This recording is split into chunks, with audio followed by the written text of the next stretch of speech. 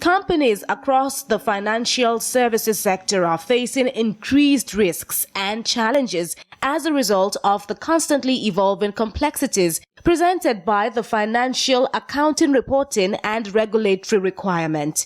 This gathering of professional accountants, auditors and tax administrators is the first of its kind, creating a platform for regulators and operators to identify challenges and proffer solutions. As the world is evolving, so many things are changing. Technology is changing things very quickly. The mode of transactions are changing. So also the scope or the spectrum of ethics is also changing. So from time to time we have to adjust and readjust and refocus to ensure that new areas that may erode our ethical practices are adhered to. The regulators always talk about compliance. They're always talking about sanctions. They're always talking about consequences for non-compliance. So all this, the operators will have the opportunity of liaising with them, discussing with them, creating a relationship with them. So it won't just be all about sanction. Tell us what you want. So long as we know what you're asking for, then we are ready to also comply. But in instance where we don't know the expectation of the regulators, then certainly the issue of sanctions will come in.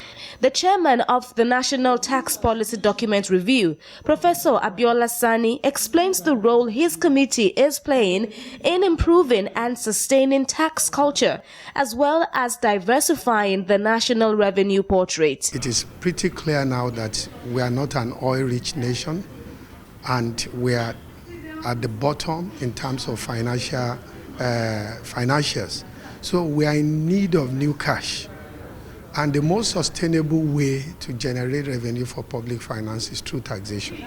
We are trying to re-engineer the tax system and deal with all the teething problems, all the challenges that we all know and that we have all been talking about, but we have not been able to come up with creative solutions to them.